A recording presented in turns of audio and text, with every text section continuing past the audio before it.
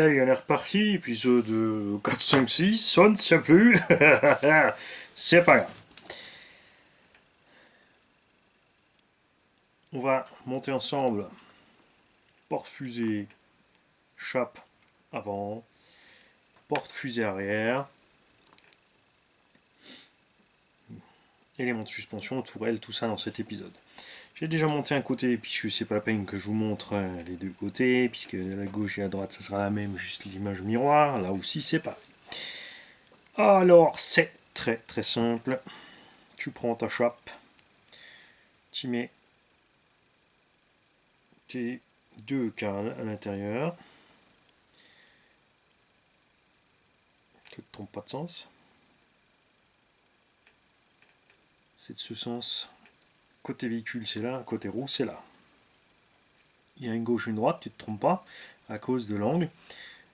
Ça, il n'y a pas de sens. Ça, tu la glisses là-dedans. Hop.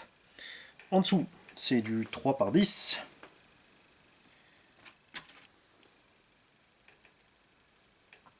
Alors, c'est dans le plastique, ça tient bien, mais je vais quand même mettre un tout petit peu. Après, bon, un 8, on n'a pas les mêmes efforts qu'un 10. C'est très certainement overkill. Tout de suite l'octite partout.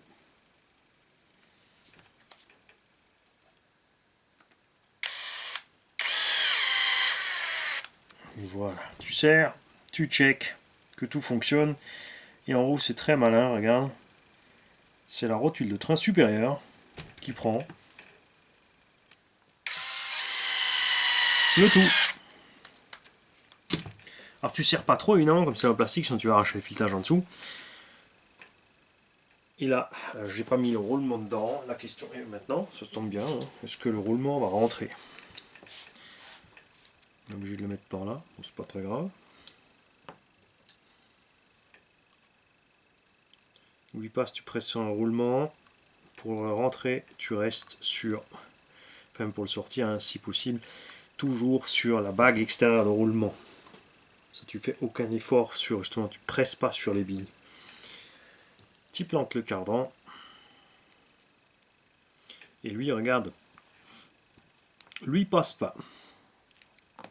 Tu es obligé de le mettre avant. Celle-là, je m'y attendais pas, tu vois.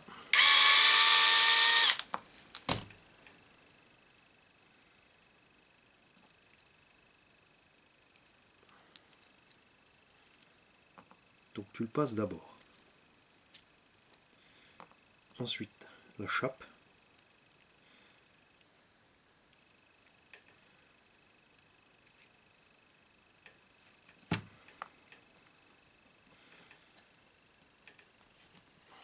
Alors ça s'appelle chape, étrier ou porte-fusée.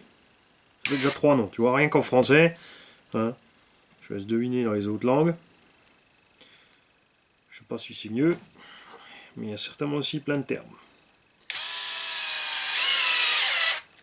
Voilà, donc tout fonctionne.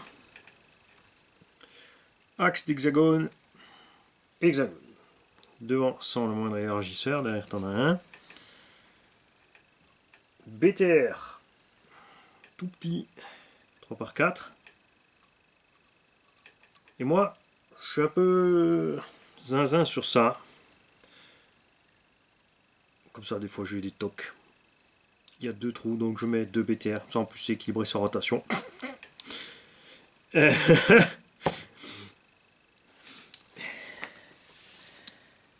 Tu glisses. Bon, là, carrément, tu peux le mettre après. Hein. La fusée va dedans. Et après, au niveau des axes, tu as 4 axes qui ont tous un méplat. Il y a 2 longs et 2 courts. C'est parce que les 2 courts sont à l'avant, méplat vers le bas. Parce que le BTR, regarde, est par en dessous.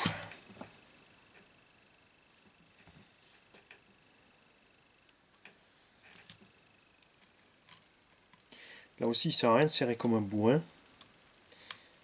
Alors ça, c'est un peu un mystère pour moi sur les Serpent, enfin Truggy, MT, Buggy, ils ont ça aussi, mais c'est vrai que sur les efforts qu'il y a sur les trucs de suspension, tout ça, sur certains engins, ça paraît un peu fou. Mais bon, ça tient. Voilà. Là, Tu as évidemment encore ta rotule de direction, qui elle est en 3x8.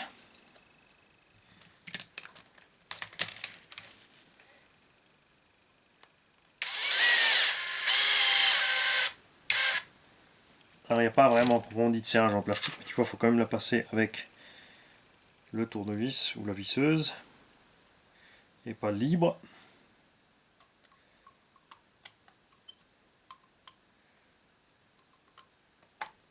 Voilà. Serre la rotule par au-dessus. Alors là aussi, c'est vrai, on pourrait mettre aussi un peu de Loctite.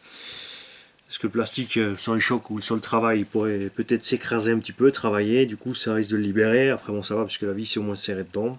On va une fois tester comme ça, on verra bien. Tu as la rotule de barre stab.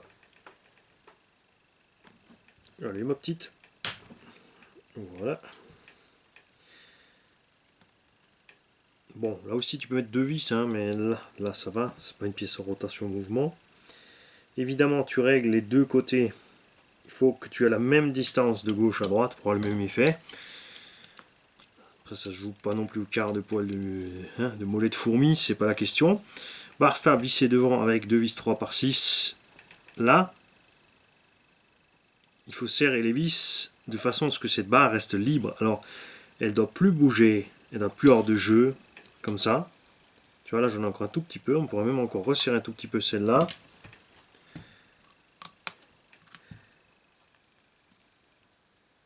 Il faut un minimum de jeu, mais il ne faut pas bloquer la barre. Si tu bloques ta barre ici, elle ne sert plus de barre de torsion.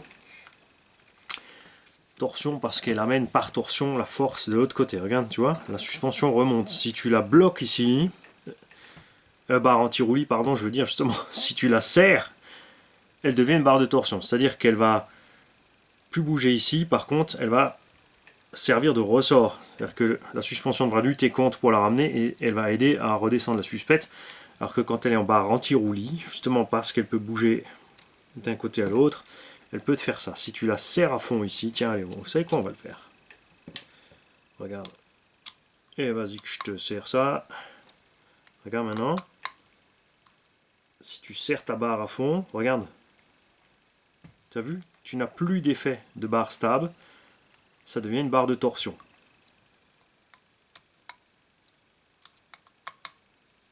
T'as vu ça? Et là, elle peut nouveau travailler. Donc méfiez-vous de ça, vous ne faites pas avoir.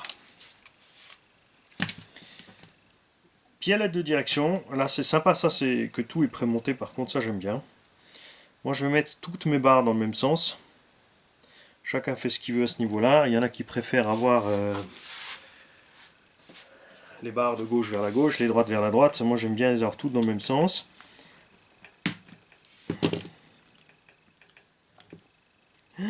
Il n'y a qu'une pince normale. Ouais, elle est lisse au bout. Hop, voilà. En haut c'est pareil.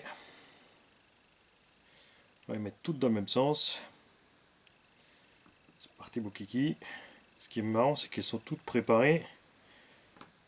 Et elles vont pile poil au bon endroit. Non, parce que je veux justement tout mettre dans le même sens. Il n'est pas d'accord avec moi.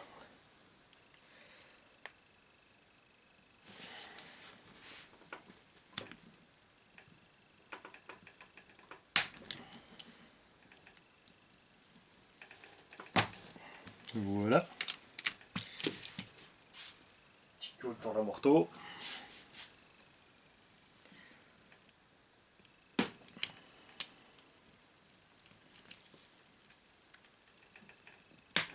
Alors tu vois, souviens-toi au début du kit, il préconisait de serrer les vis de butée ici de suspension. Elle a essayé de dépasser 3 mm.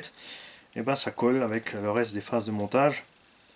Si je la mets à ras sur le châssis ici, c'est bien de quoi elle dépasse. Pourquoi avoir des butées de suspette? Là, si tu les mets pas, sur les retournements, tu vas pousser ta suspette vers le bas ici et tu peux arracher la morteau. Bon, après en touring, c'est rare quand même. C'est surtout en tout terrain ça. Si tu serres les vis de butée ici, et ben, que tu le veuilles ou non, ça va descendre la garde au sol. parce que tu vas empêcher les bras de suspension de descendre, donc le châssis sera plus bas. Ça, c'est fatal. Par contre, ça va comprimer les ressorts et changer donc les réactions de suspension. Tu es donc obligé de relâcher les bagues de ta rage. C'est pour ça que souvent en touring, les ressorts sont courts et tu peux les déplacer sur l'amorto, quel que soit ton réglage de garde-sol. L'idéal pour vraiment régler une garde-sol sans toucher la suspecte, c'est d'avoir plusieurs points de réglage en haut de l'amorto ou au triangle, comme c'est le cas ici. Là, quand je vais descendre mon amorto, mon véhicule va être plus bas sans changer en quoi que ce soit la réaction de suspension du véhicule. Donc, le plus simple possible sans rien rattraper. Je peux le faire avec les vis de butée. Je vais comprimer, je vais empêcher mon triangle de descendre, ça va descendre, mais du coup, again, ça va durcir, enfin pas durcir, je vais perdre la progressivité sur mon ressort. Je serai obligé de le relâcher. À un moment, je serai tellement comprimé que je ne pourrai pas le relâcher plus, donc je n'aurai pas ce petit effet là que j'ai ici maintenant. Je vais le perdre. Sauf si tu as un ressort plus court, comme dit, que tu peux décaler d'un centimètre ou deux du haut vers le bas comme tu as envie. Donc c'est un tout, le réglage de hauteur de caisse et de butée et tout ça, avec la longueur des amortos ou le point d'ancrage des amortos, tout va ensemble. Pour l'arrière, c'est plus simple, roulement dans le porte-fusée, ceci étant la fusée, l'ensemble étant le cardan, le petit axe,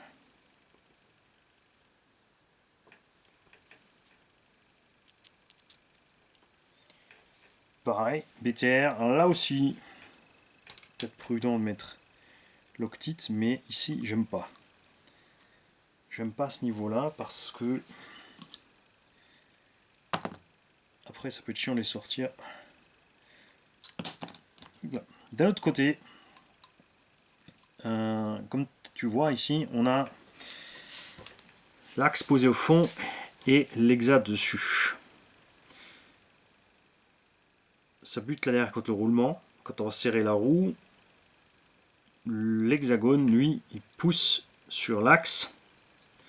Ça va empêcher le tout de s'écrabouiller, mais tu vas forcer sur l'axe. Donc quand tu serres trop fort, tu plies l'axe, tu pousses l'hexagone là-dedans. Moi, je préfère largement avoir à la place de ça l'axe justement qui traverse le tout et qui est vissé dedans, comme fait Traxxas.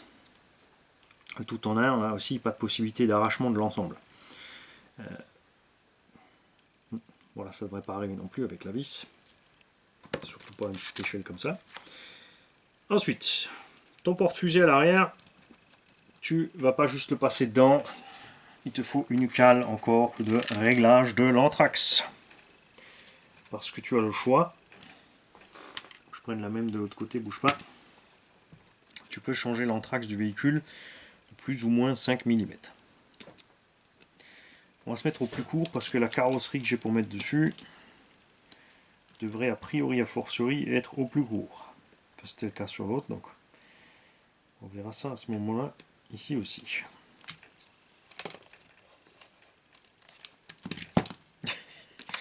Ça ne veut plus.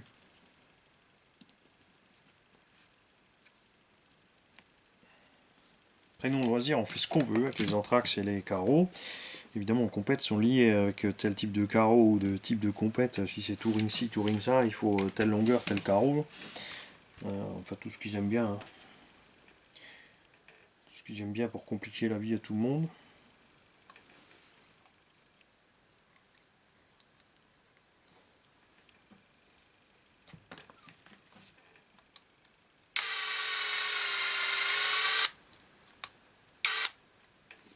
Voilà. Et tu vois là, quand tu es en train de monter tout ça, ce que je trouve un peu bizarre, tu as tout qui... Moi j'aime vraiment bien monter de l'autre sens, j'aurais bien vu de préparer les trains complets, puisque les cellules tu peux les monter après, hein, donc on a pu monter les demi-trains complets, les monter ensuite sur le châssis, préparer déjà donc les diffs avec les tourelles de suspension et les amortos par exemple, ensuite visser les trains sur le châssis, fixer les cellules complètes avec les tourelles, tout le tralala, et fin de l'histoire. Sans que tout ça ne se promène dans tous les sens. Donc pour les biellets de barre stable, rien de sorcier. Tout ce qu'il faut rajouter, c'est ici le point d'ancrage de la barre stable, qui est fixé avec un tout petit BTR. Je l'ai mis dedans, celui-là où je l'ai oublié. Parce que j'ai préparé les autres, celui-là je l'ai oublié. Alors, j'en ai pris trop pour les roues, on va en repiquer un là.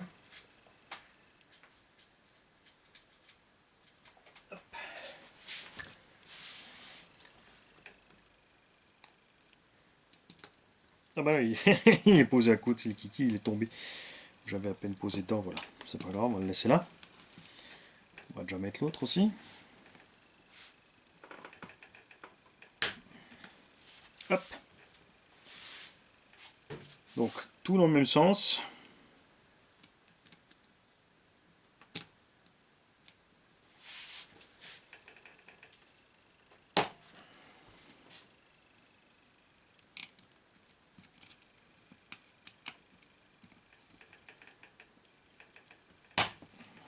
Hop, voilà.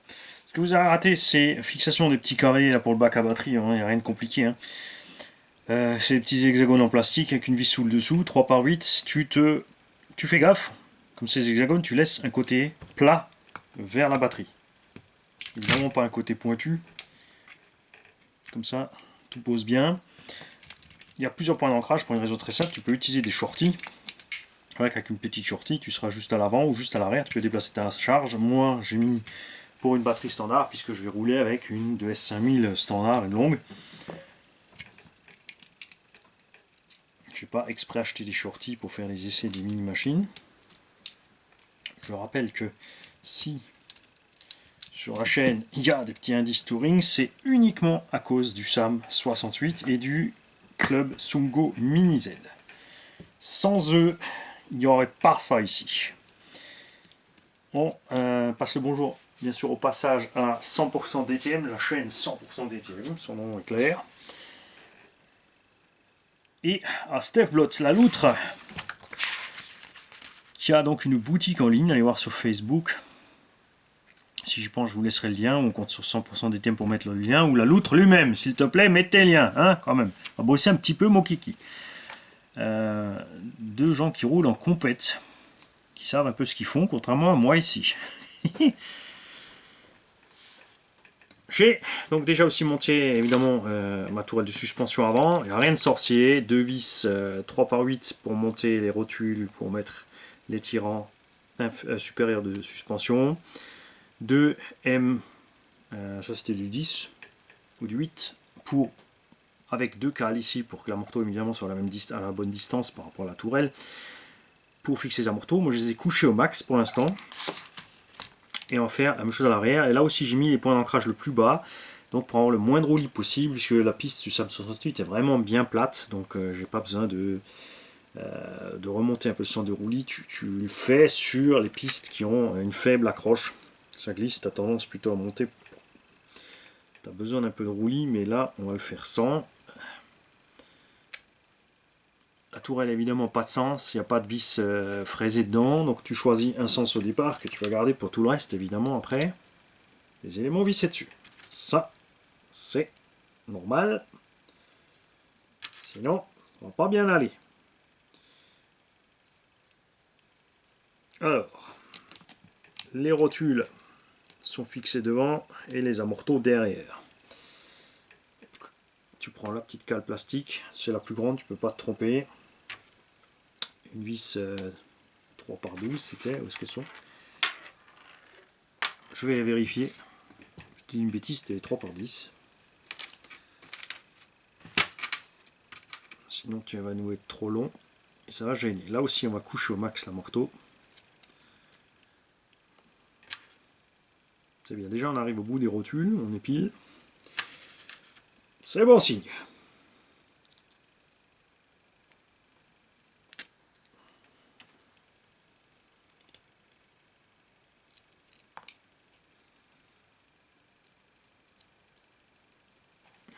Voilà, on va toutes les serrer. Ouais, je sais, au début, je faisais attention à suivre la notice, et là, on est en train de la larguer un petit peu. Parce que...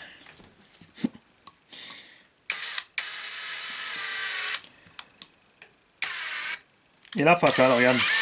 Voilà, j'ai pris des 3 par 8, alors qu'il faut prendre des 3 par 6. Résultat, le filet arrive au bout, avant serrage, la pièce n'est pas serrée. Il n'y a pas bon mani. En plus, on avait dit on met les trous plus bas, j'ai pris les trous les plus hauts. Donc on ne te félicite pas du tout, mon petit mani.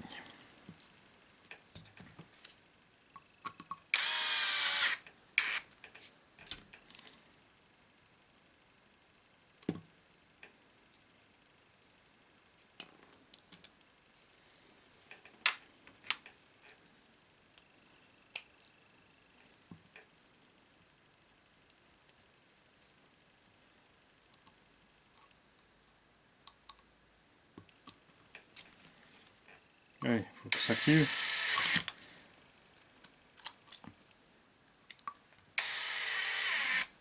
Ce qui va aussi beaucoup plus vite hors cam, hein, c'est l'exécution des mouvements et des serrages.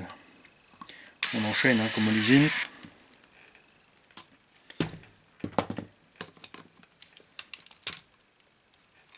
Là, ça c'est une des choses qui était donc modifiée dans la notice. On se passer en 3/8 là-dessus.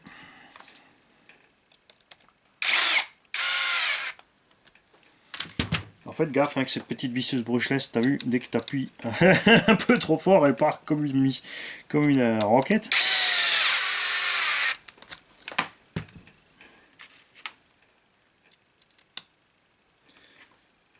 Évidemment, si tu as une ou deux voitures, tu montes qu'un kit de temps en temps, tu n'as pas besoin de visseuse, hein, je dis pas. Moi, je me promène avec en moyenne sur le terrain 4 à 5 voitures. Avec la visserie de toute taille, donc même sur le terrain, j'ai tout mon matos avec. Voilà. Pendant qu'on a de la place, là, on va mettre... Non, on va fixer ça d'abord. Quoique non. Hop. Barre stab arrière. Pas te tromper, entre l'avant et l'arrière, elles ont des angles différents. Tu vois. Ça passe au-dessus des carlans, te fais pas avoir. Sinon, il faut redéclipser.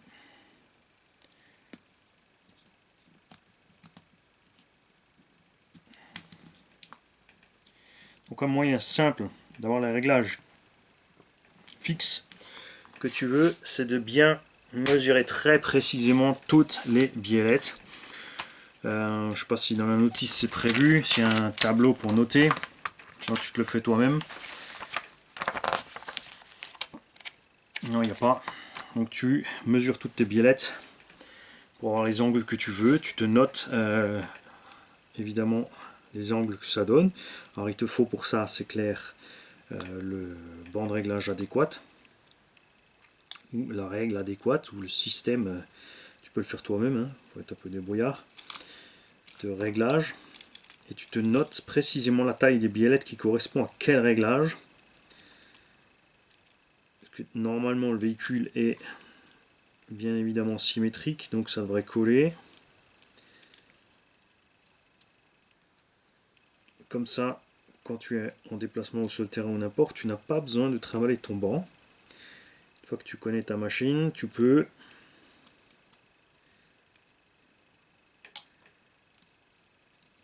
juste ensuite rentrer tes distances de biellettes. Avec, comme dit, hein, par contre, il faut vraiment être précis sur ça. Donc là aussi, on a dit 3/6.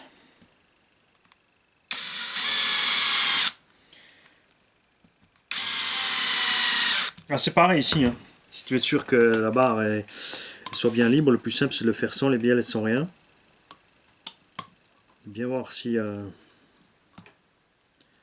qui permet de voir si tu as trop serré ou pas.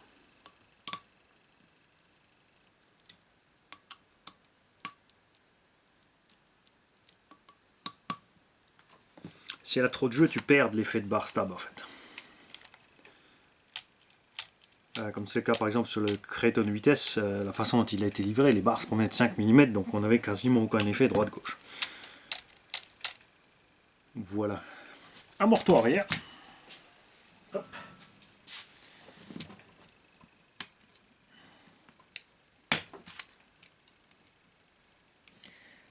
Là aussi, ça peut arriver que vous avez ici des rotules qui coincent. si elle coince, c'est pareil, ça va entraver le travail propre de la suspension. Donc faites gaffe à ça aussi.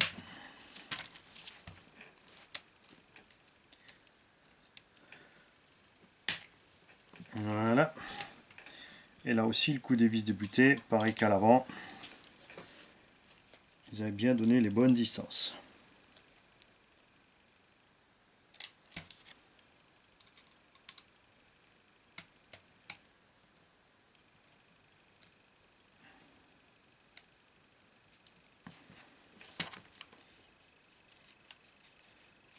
Elle m'a l'air bien soyeuse cette suspension quand même, même si au début on avait l'impression que l'huile était peut-être un peu trop fine. Franchement, ça n'a pas l'air dégueu du tout. Les réglages aussi avec les biellettes, on a un tout petit peu d'ouverture devant. On a évidemment induit par les cales de train du pincement à l'arrière. Au niveau des carrossages, on est assez neutre, je dirais. Ça, on verra quand on aura les roues dessus, hein, ça sera plus flagrant. Évidemment, vu comme ça, c'est un peu... pas forcément tout. Alors, on va se regrouper tout ce qui reste par là.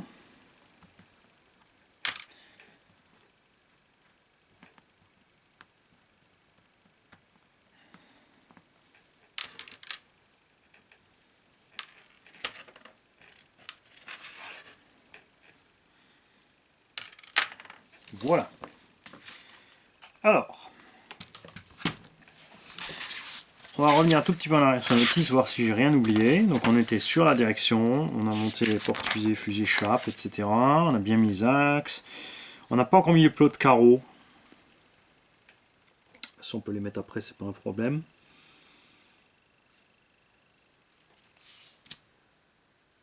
D'ailleurs, à l'avant, ils sont dans le pare-choc, c'est bon. Et là, on a tout mis. Donc, ensuite, on a les arrêts de la batterie. Ouais, il y a un petit réglage, hein, c'est pas formidable. Après, c'est vrai qu'il n'y a pas 36 000 largeurs différentes non plus de lipo. C'est pas le problème. Donc ici, on utilise aussi du 3x8 sans la moindre rondelle ni rien sur le carbone. Oh. Donc on va y aller cool. Hein.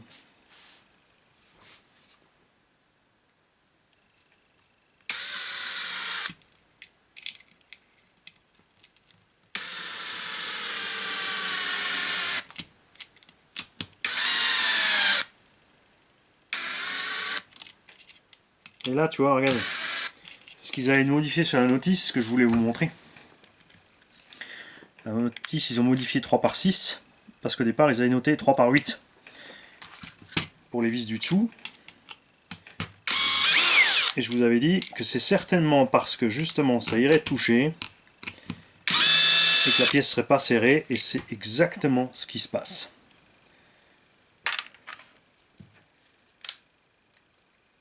Les vis se touchent au milieu et on n'arrive pas à verrouiller.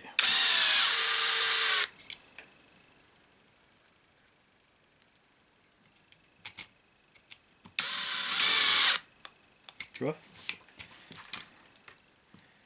Peut-être qu'au départ ils avaient pensé ça avec justement des rondelles, peut-être sur le carbone, mais la rondelle, souci qu'elle est, la barrette en carbone est très fine et la rondelle, je pense que sera sera plus large que le carbone et que la rondelle va aller tailler dans la lipo. Le problème doit venir de là. Alors, nous en étions page 15, étape 24. Ça, c'est la modif qui a été fait. On a les deux rondelles en plastique qui étaient livrées en plus, qui vont ici.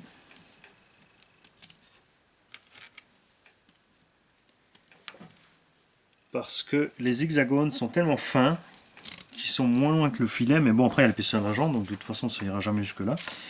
Je sais pas, est-ce que c'est vraiment utile ces trucs en plastique? On verra, ça dépendra de la carreau, le look qu'on lui donnera. Donc page 19, épisode 30, ça c'était après. Les amortons on a mis. Ce qu'on n'a pas encore mis, c'est donc maintenant le renfort supérieur. Et vous noterez que la version compétition de cette machine n'a pas de cache de transmission principale et une couronne principale en plastique. Ça c'est ce que je préfère sur la version RTR, vraiment le fait que la transmission soit capitonnée là, c'est pour nous en loisir hein, nettement mieux, c'est sûr. Alors on va bien regarder comment mettre cette cale, parce qu'on n'a pas l'arrondi pour le roulement, on a par contre un filet dedans, ça veut dire qu'on peut éventuellement, que c'est prévu, ouais c'est ça, pour un petit BTR. Et à quoi il va servir ce BTR? Est-ce qu'on y arrive? Non, on n'y arrive plus quand c'est monté. Ça, c'est le côté vache. Je vais t'expliquer pourquoi. Ce BTR doit être en contact avec le roulement pour l'empêcher de bouger.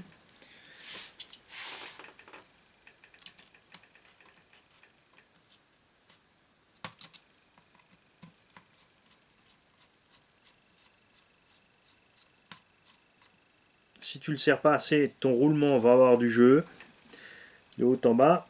Et si tu serres trop, quand tu vas serrer cette cale, tu vas aller écrabouiller le roulement. Qui plus est, tu vois, elle est totalement, absolument libre. Il n'y a rien qui la tient.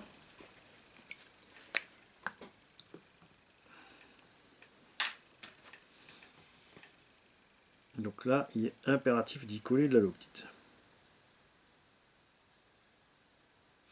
La loctite aussi, elle a un petit temps de séchage, hein, donc si tu mets de la loctite sur le terrain et tu vas rouler tout de suite, ça ne servira à rien, ça va faire l'effet inverse, tu auras lubrifié ton filet, elle n'aura pas le temps de sécher comme il faut.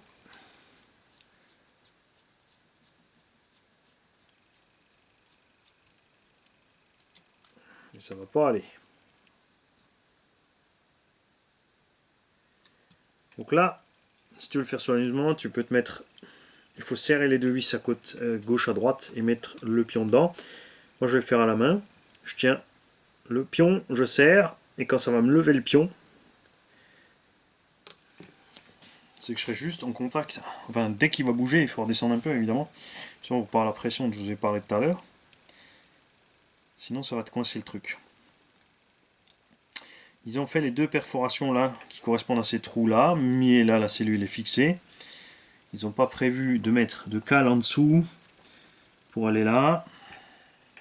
Ce qui serait intéressant de savoir, c'est si le cache transmission peut se monter. Mais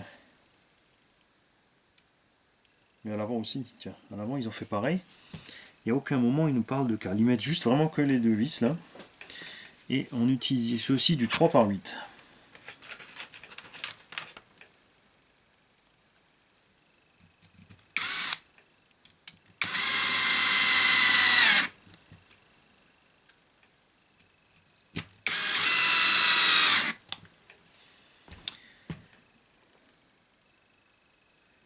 À l'arrière, on a deux vis uniquement 3/18 qui sont aussi livrées là, qui vont évidemment attraper ce cavalier en question.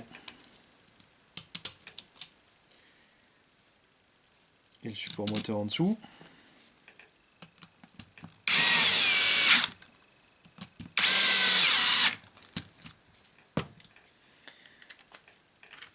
Et là aussi les deux 3/8. Là, il y a une chose que j'ai oublié de mettre, tu vois, c'est le petit cavalier pour l'antenne. Si on met une antenne, ils ont prévu ça là. Puisqu'on aura le récepteur collé là. Est-ce que je vais me faire ça? Ou est-ce que je vais le laisser là?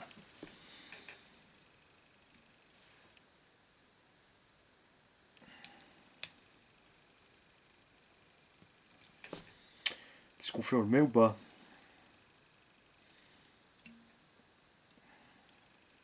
C'est un peu couillon quand même.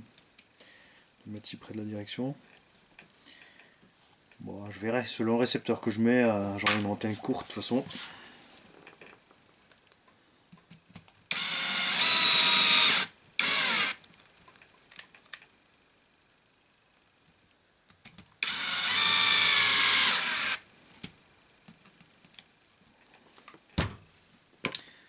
Ok. Pare-choc. Là, rien de compliqué. Tu glisses la mousse. Tu as même la cale supérieure en carbone. ils mettent 3 par 8 partout aussi.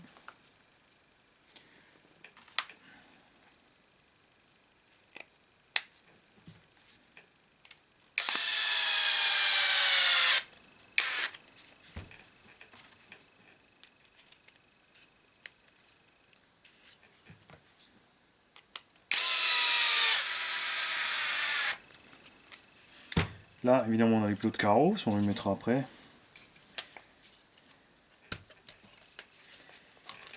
En dessous, on a du 3 par 8 aussi, 3 fois, mes têtes fraisées.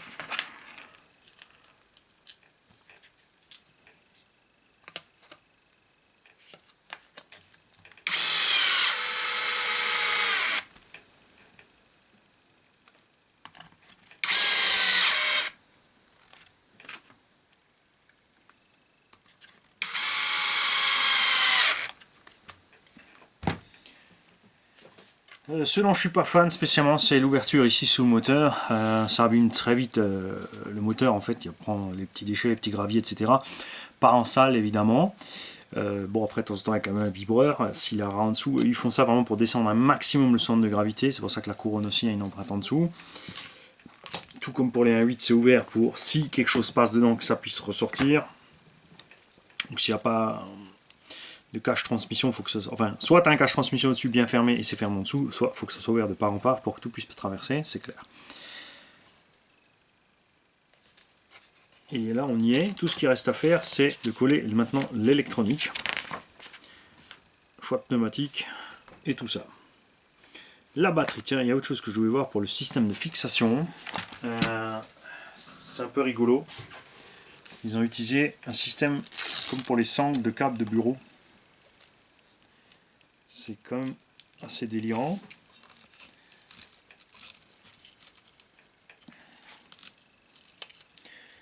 Après c'est vrai que si tu roules avec un... Je sais pas combien ils utilisent en capacité dans les manches de compète. Ils me disent que ça ne doit pas être super violent. Enfin, je parle de quantité kappa, donc la batterie doit être relativement légère. Donc ça ne va pas poser de problème à ce niveau-là en fait, hein, tout simplement. Et alors attends que je me trompe pas de sens. Ouais, c'est ça.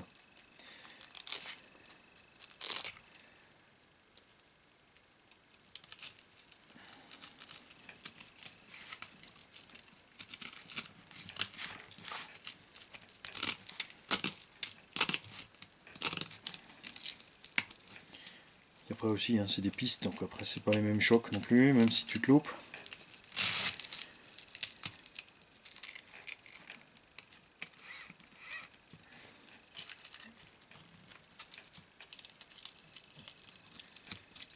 Voilà. Pour les plots de carreaux. Ça on verra à la fin. Hein. Tu mets ton plot de carreaux, tu as un patin pour aller sous la carreau, ou tu coupes tes plots et tu mets ceux-là. Comme dit, moi je trouve ça un peu couillon, ces trucs arrondis. J'aurais préféré des grandes assiettes plates. Hein. Bon, après, comme dit, tu peux mettre celui-là à la place. Finalement, ça te fait quand même plein de clips partout. Hein. Tu as un clip pour régler ta hauteur, un clip pour fixer le machin, un clip au-dessus, un clip en dessous. Moi, j'aime bien ce genre de choses comme a fait BMT, c'est-à-dire un filetage sans fin. Et une rondelle vissée sur le plastique avec un filetage qui est monté un peu serré, comme ça ne dessert pas tout seul.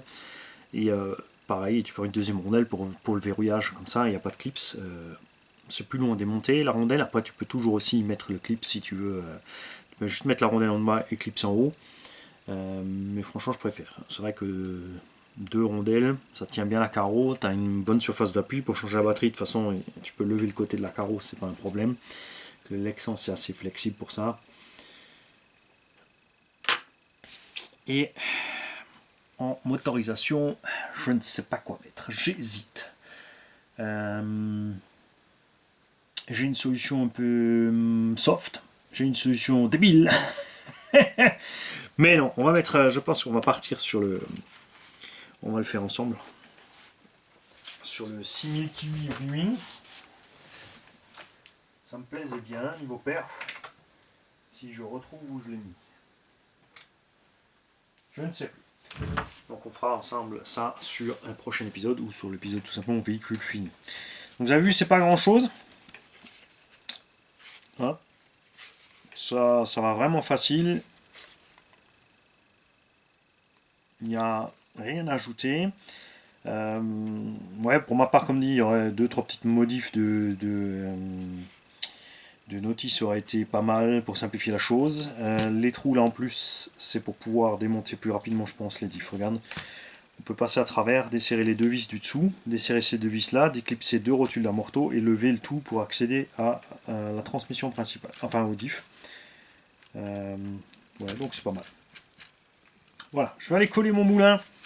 Je vais me choisir des pneus et on va installer l'électro. On se verra donc face caméra pour le véhicule fini. Salut à tous.